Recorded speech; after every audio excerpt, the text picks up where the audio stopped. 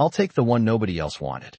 The laughter started before Caleb Whitmore even finished the sentence, rolling across the dry, hollow saloon like a summer dust storm, loud, gritty, and mean.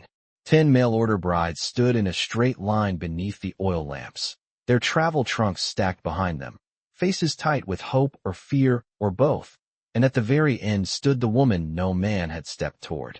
She was taller than the others, broad through the shoulders, hands folded tight at her waist as if trying to make herself smaller than she was.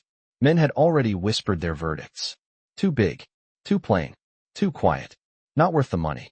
Caleb didn't look at the other 9 again. He didn't measure waists or study smiles. He looked at the way the last woman stood steady while the room judged her, and that was enough. The saloon smelled of tobacco and spilled whiskey, boots scraping across pine boards as ranchers leaned back to watch what they figured would be a mistake. Caleb reached into his coat, counted out the bills slow and even, and set them on the table with a soft thud that carried more weight than the laughter. The auctioneer blinked, surprised. "You sure, Whitmore?" he asked, like he was offering the man one last chance to rethink his pride. Caleb's jaw didn't move much when he answered. "I don't change my mind." The woman finally lifted her eyes. Gray, calm, not grateful, not ashamed, just measuring him the same way he'd measured her. Outside, the late Texas sun was dropping behind the stockyards, turning the sky the color of burnt copper. A hot wind pushed dust down Main Street, rattling the loose shutter on the barber shop across the way. Caleb picked up the single wooden tag that marked her number and handed it back to the auctioneer. "What's your name?" he asked her, voice low enough the crowd had to lean in. "Abigail Turner," she said. No tremble, no plea.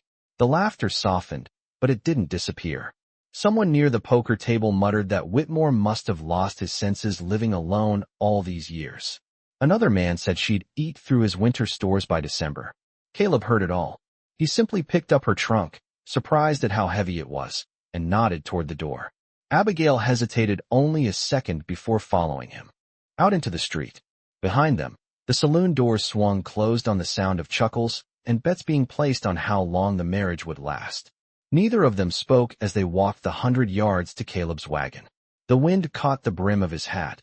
She steadied it without thinking, then pulled her hand back as if she'd crossed a line. He noticed the calluses on her palm. Not soft, not ornamental. Ranch hands had hands like that. As Caleb helped her into the wagon, a feeling settled in his chest that wasn't regret and wasn't pity either. It was something quieter, the kind of instinct a man learns to trust after burying too many illusions. He flicked the reins, and the wagon rolled out of Dry Hollow while the last of the sunlight stretched long shadows behind them. Neither of them knew yet that before the next sundown, the town's laughter would feel very small. The wagon wheels groaned against the dry ruts as Caleb Whitmore drove north out of Dry Hollow, the town shrinking behind them until the saloon roof looked no bigger than a matchbox against the horizon. The sun dipped lower, stretching long bands of gold across the plains, and for nearly 2 miles neither of them spoke. The only sounds were the steady clop of the horses and the low whistle of wind moving through mesquite and scrub. Abigail Turner sat upright beside him, hands folded in her lap, her single trunk secured behind them with thick rope. Caleb noticed she did not glance back at the town. Most people did when they left something behind, even if that something was cruel. She looked forward, like a person who had already decided that nothing behind her deserved another second. After a while, Caleb cleared his throat. "My place is 8 miles out," he said. "Water well holds steady year-round. Roof needs patching on the east side. Fence line along the south pasture leans when the wind pushes hard." It was not much of a welcome speech, but it was honest. Abigail nodded once. "I can mend a roof," she replied. Her voice was even, steady as gravel under boot leather. "And I have set fence posts before." He glanced at her again, measuring the truth of it. Most women who come through town do not know the difference between a post, hole digger, and a shovel. She allowed the smallest hint of a smile. Most women are not raised on a cattle spread outside Fort Griffin. That caught his attention. "Your father's ranch." She paused, then answered without drama. "It was." The wind picked up as they crested a low ridge, and Caleb could see his land stretched ahead, 200 acres of open Texas soil, dotted with cattle moving slow in the fading light. The barn roof sagged slightly near the rear beam. The house stood alone, paint worn thin by years of sun and dust. Not grand, not gentle, just steady. As they approached the gate, Caleb stepped down from the wagon and opened it wide. Abigail climbed down without waiting for help. She walked toward the house, boots firm against the dirt, scanning the yard the way a ranch hand surveys work at dawn. He noticed the way her eyes moved, not searching for comfort, but assessing what needed tending. The porch boards creaked under her weight, but not enough to break. She ran her palm along the railing, testing its strength. Solid wood, she said quietly. Just neglected. Caleb felt something shift in his chest at that word. Neglected. It was not an insult. It was an observation. Inside, the house smelled faintly of cedar and old smoke. A single lantern hung near the doorway. The kitchen table bore knife marks from years of solitary meals. Abigail stepped in slowly, setting her hand on the back of a chair as if grounding herself in unfamiliar space. "You live alone?" she asked. "For 12 years, Caleb answered. She did not offer sympathy. She did not offer pity. She simply nodded again, as if that fact explained everything about the quiet weight in the room. Outside, a distant rumble drifted faintly across the open land, so subtle it might have been mistaken for thunder rolling beyond the hills. Caleb turned his head toward the sound, narrowing his eyes toward the southern horizon. The sky there looked darker than it should have at this hour. Abigail noticed the change in his posture. "Storm coming?" she asked. Caleb studied the thin line of dust rising far beyond the fence line, moving steady, not wild like wind. "No," he said slowly. "That is not a storm." The dust line on the southern horizon did not move like weather, and Caleb Whitmore knew the difference because he had lived on this land long enough to read it the way other men read newspapers. Storm clouds rolled wide and heavy and without purpose, but this narrow ribbon of dust held steady and straight, rising in a thin column that cut across the fading light. Abigail Turner stepped off the porch and stood beside him, her boots pressing into the dry Texas soil. She did not squint in confusion or ask foolish questions. She followed the line with her eyes the way he did. "Riders," she said quietly. Caleb nodded once. The cattle in the south pasture shifted uneasy, lifting their heads in slow unison. Animals felt approach before men admitted it. The wind carried a faint vibration now, something rhythmic beneath the open silence of the plains. Not thunder. Hoofbeats traveling over hard ground 8 miles out. Caleb measured the distance in his mind. 10 minutes if they kept a steady pace. Less if they pushed their horses. He did not reach for his rifle. Not yet. Instead, he turned to Abigail. "You expecting company?" he asked, his tone calm but direct. She did not look surprised, and that told him more than any confession would have. "I was hoping they would not track me this far," she answered. No tremor in her voice. No panic. Just fact.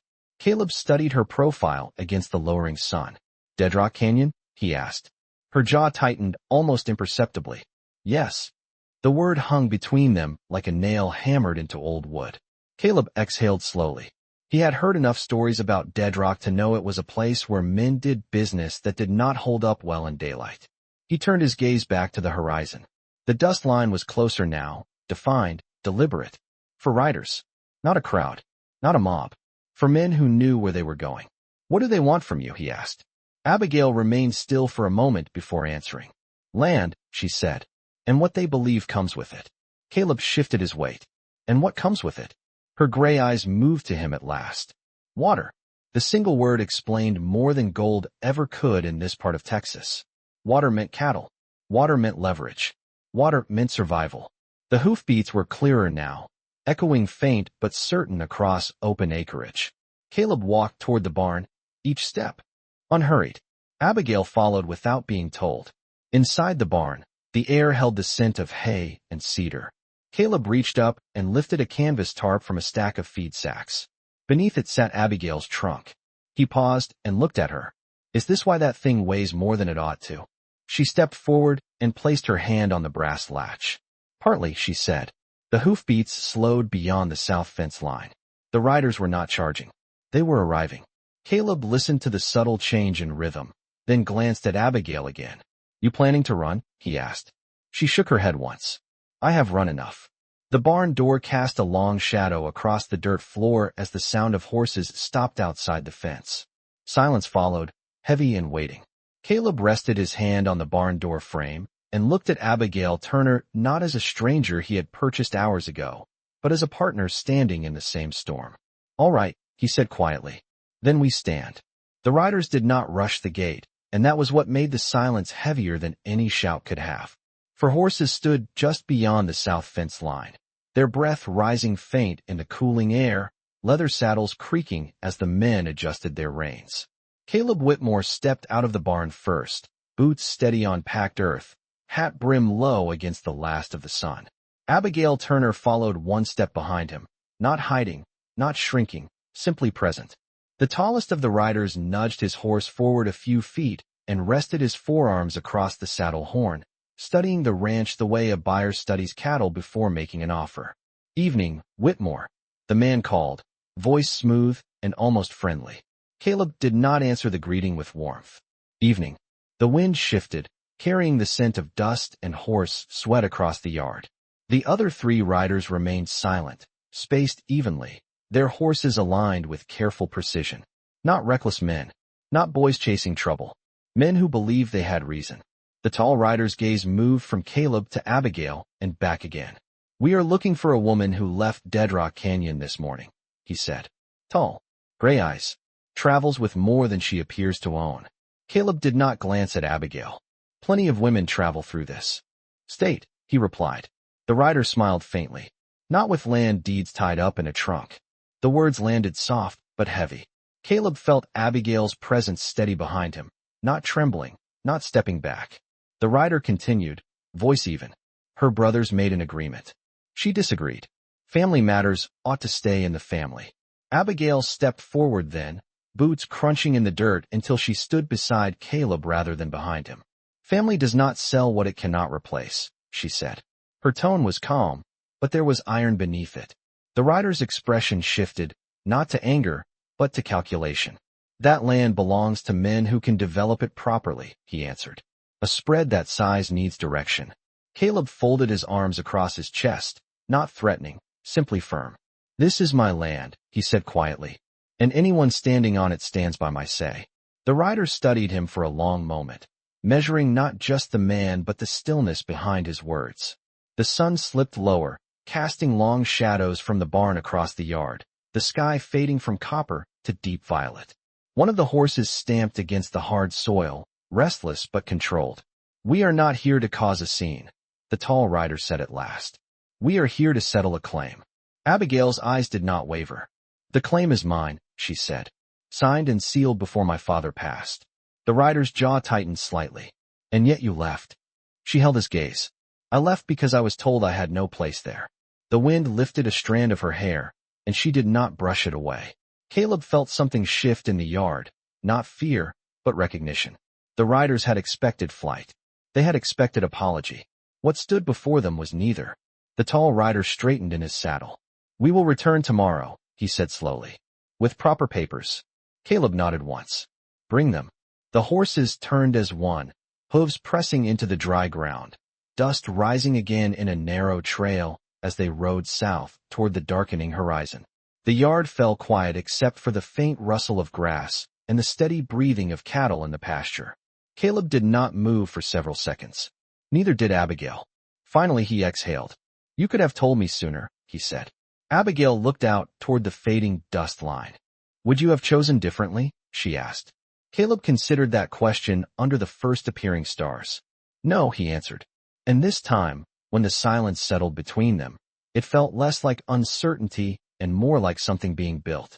The dust from the departing riders settled slow across the south pasture, turning the last light of day into a dull bronze haze that clung to the fence posts and cattle backs. Caleb Whitmore remained standing in the yard long after the hoofbeats faded, his eyes fixed on the horizon as if measuring what tomorrow would bring. Abigail Turner did not retreat into the house. She stayed beside him, shoulders squared, breathing steady. The ranch felt different now, as if the land itself understood it had been spoken for. Finally Caleb turned toward the barn. "Show me the papers," he said. There was no accusation in his voice, only resolve. Abigail nodded once and walked inside. The barn lantern cast a warm circle of light over the packed dirt floor as she knelt beside her trunk. The brass latch clicked open with a clean, deliberate sound. Inside were not silks or keepsakes, but rolled maps bound with twine, folded deeds stamped with official seals, and a leather ledger worn smooth at the edges. Caleb crouched beside her, studying the documents without touching them. 160 acres along the Clear Spring Basin, she said quietly. Natural runoff from the ridge feeds into limestone ground. The water does not dry. Caleb whistled low under his breath. In Texas, land was measured in grass and sky, but true wealth was measured in water that held through August heat. Your brothers signed this away? He asked. Abigail shook her head. They tried. My father signed it to me before he fell ill. He knew they would sell it to the first man who promised rail access. She unrolled a survey map across a bale of hay.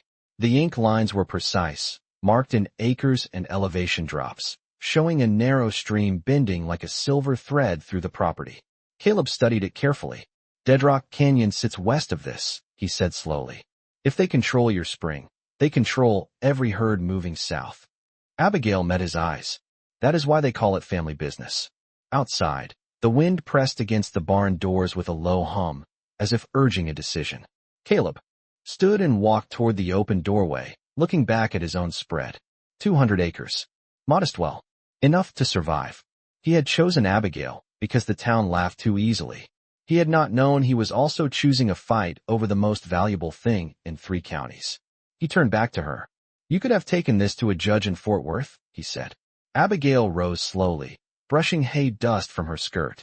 Judges listen to men with rail money, she answered.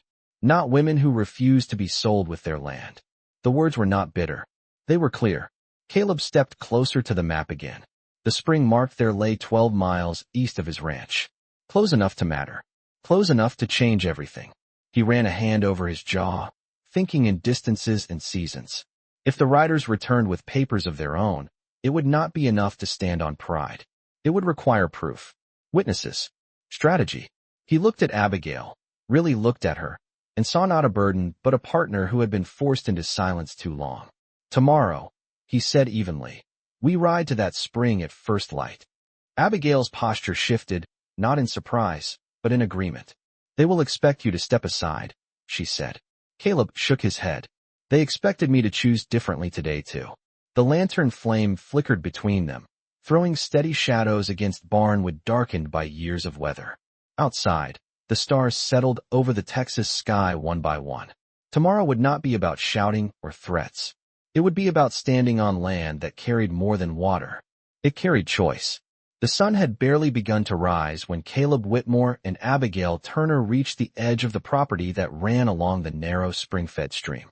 The first light of day turned the ground beneath them a soft shade of amber, and the air was still cool with the remnants of night. The horses moved quietly over the earth, their hooves light against the soft, damp grass. Caleb glanced at Abigail as they rode side by side.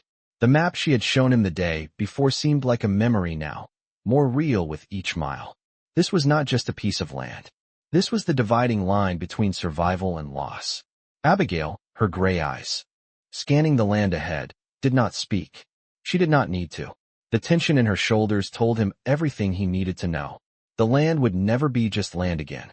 They reached the stream by mid-morning, the water clear and running steady through the rocky bed. Caleb dismounted first, steadying himself on the bank, before offering his hand to Abigail. She hesitated for a brief moment before accepting it and stepping down from the horse. Together, they crossed the small clearing that surrounded the spring. Abigail knelt by the water's edge, touching the cool flow with her fingertips. Caleb stood behind her, watching. It does not dry, she said softly, almost to herself. It has never dried. Caleb's gaze moved over the land, his eyes tracing the path of the water that wound through the valley. He had seen the signs before. The growth of grasses that didn't belong in the heat of the plains, the scattered rocks that seemed to cluster around a source of water. But seeing it now, feeling the steady pulse of life in the stream beneath his boots, he understood why this land meant so much more than its boundaries. This was where the real value lay. They will come, he said, his voice low but steady. Abigail didn't look up from the water. They will, she agreed. But they will not find what they expect. Caleb nodded, his hand brushing the saddlebag at his side. fingers finding the maps she had shown him the day before. The wind shifted, and a sudden chill passed through the air, lifting the scent of earth and water into his nose. The riders from Dead Rock Canyon would return. That much was certain. What he didn't know was whether they would return with papers or with intentions that ran deeper than land. He could almost hear the footsteps of the men they would face. He could hear the voices of those who had already made their judgment. But here, standing beside Abigail, he felt something stronger than the promises of men or paper. He felt the weight of what they stood to lose, and the truth of what they had already gained. "We have to move fast," Caleb said. Abigail stood slowly, her eyes fixed on the land ahead. "We will," she said firmly. "I know my brothers. They will not back down easily. But they will be forced to see what's in front of them." Caleb studied her for a long moment. The land they were standing on was more than just land. It was a declaration. "You're sure?" he asked. Abigail turned to face him, the wind pulling strands of hair from her face. "I'm sure," she said, her voice calm but unwavering. "This land is mine, Caleb. It always has been." Caleb reached out and touched her arm lightly. "Then we'll make sure they know it." The horses waited patiently nearby, the sunlight now strong enough to heat the ground beneath their hooves. Abigail mounted her horse first, her movements steady and practiced. Caleb followed her lead, his own horse shifting as he climbed into the saddle. Together, they looked across the valley, the promise of the land stretching out before them. "We ride back," Caleb said, settling his hat on his head. "And we don't stop until we're ready." Abigail gave a small nod, her gaze fixed ahead. "We don't stop," she repeated. And as they rode back toward the ranch, Caleb felt something solid take root beneath his feet. It wasn't just the land that would fight for them. It was everything they had worked for, everything they had earned. The riders would come, but they would not take what was theirs. Not without a fight. The morning air was thick with the kind of stillness that made the land feel more like a living thing than just a stretch of earth, as Caleb and Abigail rode back toward the ranch. The sun had risen high enough to warm the back of their necks, but the wind still carried the chill of dawn across the open space. They passed the fences that marked the boundary of his land, and each step forward felt heavier than the last, like the weight of what was coming could be felt in the dirt beneath their boots. They did not speak for a while, each of them lost in the quiet hum of their thoughts, the sound of their horses' hooves keeping time with the rhythm of their own hearts. The ranch house grew closer, the old wood of the building standing tall against the horizon, but it looked different now, as if something about it had shifted while they had been gone. As they approached the yard, Caleb felt the tension in his shoulders start to tighten, the familiar feel of his home suddenly out of reach, threatened by the weight of the days to come. They had only been gone a few hours, but in that time, the world had begun to change. Abigail pulled her horse to a stop first, her eyes scanning the land ahead. Caleb followed her gaze and saw the dust rising on the southern horizon. The riders had not wasted time. They were coming. He could hear the thrum of hooves in the distance, but it wasn't just the sound of one group of men. This time, there was a steady beat of more. Abigail's eyes were narrow, sharp as ever. "They are not alone," she said. Caleb's jaw tightened. "No," he agreed. "They never were." He knew that, deep down, this had always been about more than just land. It was about power, control. What his family had fought for, what Abigail had inherited, had always been something worth taking. Now the time had come for them to stand. He turned his gaze back toward the ranch, the old house standing silent behind the fence. His hand gripped the reins tighter, feeling the familiar weight of the leather in his palm, the connection to the land, to the legacy of those who had come before. Abigail shifted in her saddle, her eyes scanning the horizon one last time. "What now?" she asked, her voice steady. Caleb looked at her, a deep understanding between them. "We wait," he said simply. "And when they get here, we don't back down." The words were spoken with quiet resolve, but they carried the weight of everything that was about to happen. They had done all they could to prepare, to hold their ground.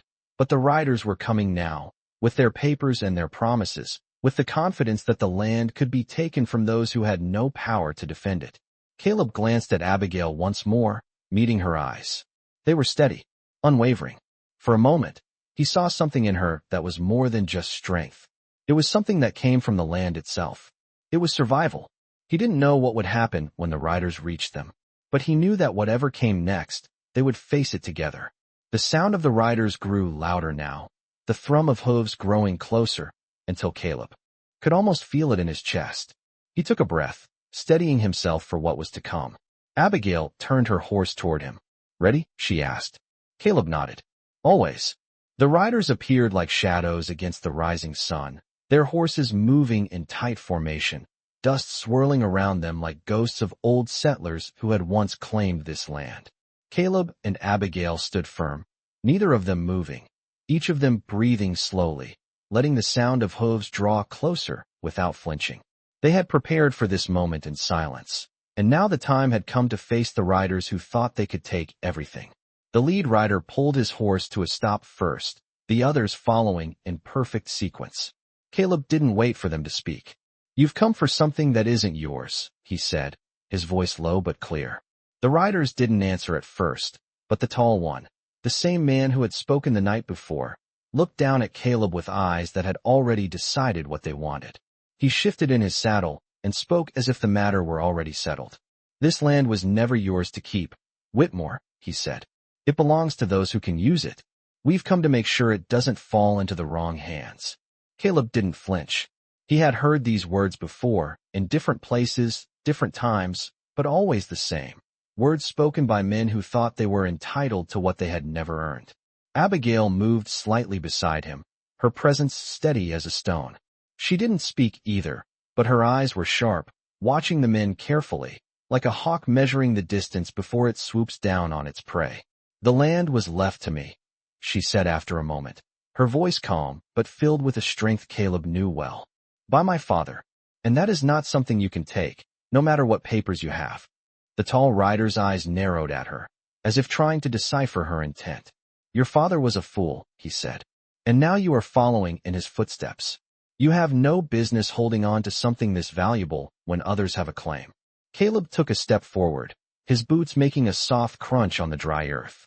"A claim doesn't mean ownership. It means nothing if you haven't earned it." The rider's face tightened, his jaw clenched. "I don't have time for this," he said.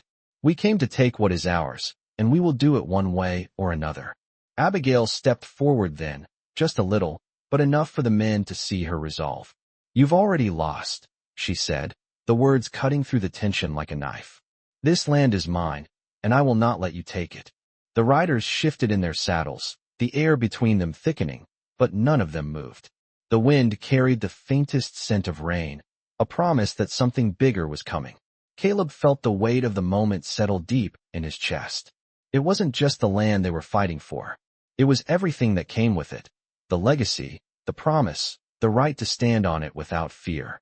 He looked at Abigail, her stance solid and unyielding. They had made their choice, and they would stand by it. "We've said what needs to be said," Caleb said, his voice steady. "If you want this land, you'll have to take it from us." The riders exchanged looks, then the tall one gave a slight nod. "We'll be back," he said, his voice cold. "With more men. More force. You can't keep it forever." Caleb didn't answer. Instead, he turned away and walked back toward the house, his boots crunching on the dry ground, the sound of the riders fading behind him. Abigail followed, but as they reached the porch, she stopped and looked out across the land, the spring glistening in the sunlight. "They'll come again," she said quietly. Caleb turned to her. "Then we'll be ready." The door of the house creaked open behind them, and the ranch seemed to exhale, as if it knew the battle had just begun. The sun set slowly behind the hills, casting long shadows across the ranch as Caleb and Abigail stood side by side, watching the land they had fought so hard to protect. The riders from Dead Rock Canyon had gone, but Caleb knew that this was far from over. The ranch had always been more than just land. It was a symbol of everything they had worked for, everything they had built together, and everything they stood to lose. They had made their choice, and now there would be no turning back. The next few days passed. In a steady rhythm, Caleb worked the fields, his hands moving through the tasks he knew well, while Abigail kept a close eye on the spring, making sure the flow of water remained steady. They were quiet, but the silence between them was not uncomfortable. It was the kind of quiet that came with understanding, with a shared sense of purpose. The wind had started to change, carrying a chill that signaled the coming of fall. Caleb could feel the weight of it in the air, the tension building as the days grew shorter. He knew the riders would return, just as Abigail had said. They had not seen the last of them. One morning, as Caleb was mending a fence near the barn, he saw a figure approaching from the south. It was a rider, moving slow but steady, his horse's hooves kicking up dust with every step. Caleb wiped his brow and straightened up, his eyes narrowing as he recognized the silhouette. It was the tall rider, the one who had spoken the day they had first met. He was alone this time, his expression unreadable as he rode closer. Caleb didn't move, but his hand hovered near the handle of his rifle. He didn't know what this visit would bring, but he wasn't about to let his guard down. The rider pulled his horse to a stop in front of Caleb and Abigail, who had come out of the house to meet him. "I've come to speak with you, Whitmore," the rider said, his voice steady but carrying a hint of something else, something Caleb couldn't quite place. "About what?" Caleb asked, his voice flat. The rider glanced at Abigail, who stood a few paces behind Caleb, her arms folded across her chest. "About the land," he replied, "and about the future." Caleb didn't move, but he studied the rider carefully, trying to read his intentions. "The future?" Abigail stepped forward then, her voice calm and firm. "What future do you speak of?" The rider looked at her for a moment, then turned his attention back to Caleb. "The kind where we don't have to fight over what's already decided," he said. Caleb's grip tightened on the rifle, but he didn't raise it. "And who decided it?" The rider's lips twitched into a half-smile. "Men with power." Abigail's eyes narrowed. "You think this land belongs to you?" she asked, her voice low. The rider didn't answer at first, his gaze shifting between Caleb and Abigail. "I think it belongs to whoever can hold it," he said finally. Caleb stepped forward, his boots crunching against the dirt. "You'll have to do more than talk if you want it," he said. The rider looked at him for a long moment, then slowly dismounted, his boots hitting the ground with a soft thud. "I came to offer you a choice," he said, pulling a piece of paper from his coat. "A deal." Abigail took a step closer to Caleb, her eyes never leaving the rider. "What kind of deal?" she asked. The rider unfolded the paper and held it out to Caleb. "A fair one," he said. "You sell the land, and we'll make sure you're compensated. You can take the money and leave, start over somewhere else." Caleb glanced at Abigail before reaching for the paper. He didn't take it, though. Instead, he folded his arms across his chest. "And if we don't agree?" The rider smiled again, but it was colder this time. "Then we'll do what we must to ensure that the land is put to better use." Caleb's heart beat a little faster, but he didn't let it show. "This is my land," he said, his voice steady, "and I'm not going anywhere." The rider studied him for a moment, then nodded slowly. "Very well," he said. "We'll see what happens next." He turned, climbing back onto his horse. Caleb didn't move, watching as the rider and his horse disappeared into the distance. The wind shifted again, colder now, as if the land itself was waiting for something. Abigail stepped beside Caleb, her gaze following the rider's retreating figure. "What now?" she asked. Caleb looked at her, a quiet understanding passing between them. "Now we wait," he said, "and we prepare." The morning came slow and heavy, a thick fog rolling in from the east, hugging the ground and hanging low like a blanket over the land. Caleb Whitmore stood on the porch, his boots resting against the wood, his eyes scanning the horizon. The riders from Dead Rock Canyon had not returned the day before, but Caleb knew it was only a matter of time before they did. He could feel it in the air, the shift in the way the wind blew and how the cattle moved restlessly in the pasture. Abigail Turner stood beside him, her silhouette barely visible in the mist. She had been up before the sun, working the barn and checking the fences. Caleb didn't need to ask. She was always one step ahead, anticipating the problems that would come before they even had a chance to show themselves. "They'll be here soon," Caleb said, his voice low and steady. Abigail didn't answer at first. She just kept looking out over the land, her hands resting on the edge of the porch railing. She could feel it too, the weight of what was coming, hanging just out of reach but closing in.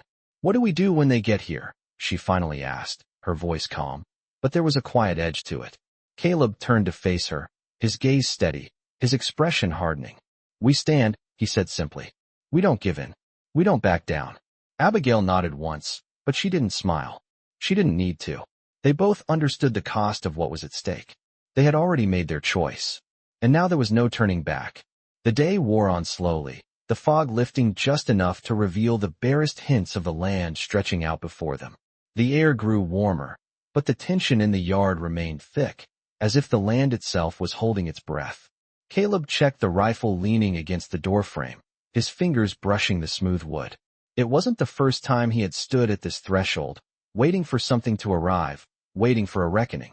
Abigail moved inside the house, pulling the door open slowly and stepping into the dim light of the room. Caleb followed her in, his boots thudding softly against the wooden floorboards. He watched as she moved with quiet purpose, gathering supplies, making sure the house was secure. She was always prepared, always thinking ahead. She didn't need to ask for reassurance. She knew what needed to be done. Caleb stood by the window, looking out over the land again. He could see the faintest movement in the distance, the shadows of riders emerging from the far end of the valley. His heart quickened, but his posture remained unchanged. He had known this moment would come. He just hadn't known exactly when. Abigail stepped up beside him, her gaze following his. She didn't speak, but her presence beside him was enough. "They're not alone," Caleb muttered, his hand resting on the windowsill. The riders were moving in formation, spreading out like a pack, and behind them, more dust clouds were rising in the distance. Abigail's eyes narrowed. "We won't let them take it," she said, her voice steady, resolute. Caleb looked at her then, really looked at her. There was something in her eyes that wasn't just strength, it was fire, a determination that matched his own. "No, we won't," he agreed. He turned toward the door, reaching for his hat. "Let's get ready." We faced them head on, together. They both knew what the coming hours would bring. There would be no more talking, no more bargains. The riders would come, and they would either take what they wanted or leave with nothing. But Caleb and Abigail would not back down. They had come this far, and they would stand their ground until the very end. The first rider's silhouette grew clearer in the distance, and Caleb felt his chest tighten. This was it. The time had come to fight for what was theirs. Together, they stepped outside into the warm afternoon, ready to face whatever would come their way. No more waiting. No more hesitation. Only what they had earned, what they had protected, standing firm against the storm on the horizon. The riders had stopped just short of the fence, their horses shifting nervously in the growing heat of the afternoon. Caleb and Abigail stood across from them, their feet planted firmly in the dirt as the tension in the air grew heavier with every passing second. The first rider, the tall one who had spoken before, now dismounted and approached them, his eyes scanning the ranch with the same cold calculation he had worn earlier. "You've made your stand, Whitmore," he said, his voice low and even. "But this land doesn't belong to you. It was never yours to keep." Caleb didn't flinch. "It belongs to whoever has the strength to defend it," he said, his voice steady, but the weight of the words hung heavy in the air. The rider took a step closer, his eyes never leaving Caleb's face. "Strength is one thing," he said, "but laws are another. We've got the papers. You've got nothing." Abigail stepped forward, her gaze locked on the rider. "The law may say one thing, but this land is mine," she said, her voice calm but fierce, carrying the weight of everything she had fought for. The rider's lips twitched, and for a brief moment, something like doubt flickered in his eyes, but it was gone as quickly as it had appeared. "We've already given you the choice," he said, nodding toward the other riders. "You could have walked away with the money, started over somewhere else. But you chose to fight for something that doesn't belong to you." Caleb's hand rested on the rifle slung across his back, but he didn't draw it. Instead, he met the rider's gaze. "This land belongs to whoever has the right to it," he said. "And I'm not backing down."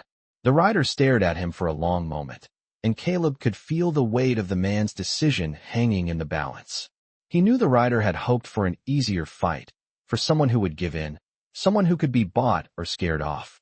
But they had miscalculated. Abigail took a slow step forward, her hand resting lightly on the rifle strapped to her side. "We're not leaving," she said firmly. "And neither are you." The rider glanced back at his men, his expression unreadable. For a long moment, the only sound was the distant rustling of leaves and the occasional snort from one of the horses. The tension in the air was thick, suffocating, but it was a different kind of silence now. Not one of hesitation, but of resolve. The rider finally broke the silence, his voice harder now. "You'll regret this," he said, a promise in his tone. You don't know what you're up against. Caleb didn't flinch. We know exactly what we're up against, he said, his voice unwavering. The rider nodded slowly, his eyes narrowing as he surveyed the ranch once more. Then we'll see how long you can hold on, he said, before turning and walking back to his horse. The rest of the riders followed, but there was no retreat in their movements. They were not leaving, not yet. Caleb watched them for a moment, his eyes scanning the horizon, his mind already shifting to the next step. He didn't know what the riders would do next, but he knew one thing for sure. Whatever came, they would face it together. Abigail stepped up beside him, her presence solid and unshakable. We're ready for them, she said quietly, her eyes scanning the distance where the riders had disappeared. Caleb nodded, his gaze hardening. We are. And as the sun sank lower in the sky, casting long shadows across the ranch, they both knew that the battle was far from over. But they had made their choice, and they would stand their ground, no matter what. The riders would come again, but Caleb and Abigail would not give up what was theirs. Not without a fight. The riders did not return the next day, nor the day after. Time passed slowly, but Caleb and Abigail remained watchful, each of them aware that the storm was far from over. The ranch was quieter now, the kind of silence that settles after a long, drawn-out breath. They continued their work, moving through the chores with a steady rhythm. But beneath the surface, the land felt different, like a tension was woven into the very air they breathed. One morning, as Caleb was repairing the fence near the east pasture, Abigail called out to him from the porch. Her voice was calm, but there was something in it that made him stop what he was doing. He turned to see her standing there, her eyes scanning the horizon, her hand shading her brow against the rising sun. They're back, she said quietly. Caleb didn't hesitate. He knew it was time. He set down his tools and made his way to the porch. From there, he could see the riders in the distance, their horses moving steadily toward the ranch. They were not alone this time. More riders followed, their forms stretching across the land like a dark line drawn through the open plain. Abigail stepped down from the porch, her boots firm against the ground. She didn't need to say anything. They both knew what was coming. Caleb took a deep breath, his hand resting on the rifle that hung by his side. He had never been one for grand speeches, but there was something in the air now, something that made him feel the weight of what they were about to face. We stand, he said quietly. Abigail nodded, her eyes steady. We don't back down. They moved together toward the barn, each of them moving with purpose, without hesitation. They were not alone in this. The ranch, the land, all that they had fought for, it was theirs, and they would not let it be taken without a fight. The riders were closer now, their horses moving in tight formation, their shadows stretching long across the ground. Caleb could hear the soft clop of hooves as they came to a stop just outside the gate. The tall rider dismounted first, his boots hitting the ground with a soft thud. He looked at Caleb and Abigail, his expression unreadable. You've made your choice, he said, his voice low but carrying the weight of what was to come. Caleb stood firm, his gaze unwavering. And you've made yours, he replied. The rider nodded, as if he had expected this. Then we'll settle it here, he said, his voice carrying the finality of a decision made long ago. Abigail stepped forward, her hand resting on the rifle slung across her back. This land is ours, she said, her voice clear and strong. And we won't let you take it.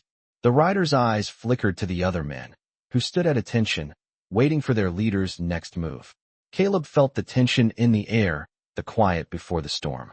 The riders had come for what they thought was theirs, but they had underestimated the strength of those who had claimed this land as their own. The rider glanced back at his men, then turned his gaze back to Caleb and Abigail. You don't know who you're dealing with, he said. We'll take what we want, whether you like it or not. Caleb didn't flinch. He knew that this was the moment where everything would change.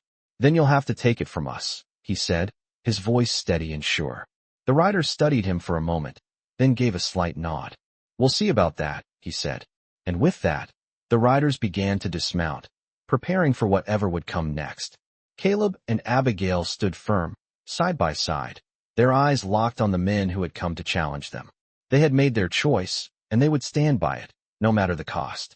The riders dismounted slowly, their boots hitting the dry earth with the same heavy thud that Caleb had heard days before, yet this time there was no laughter, no mockery.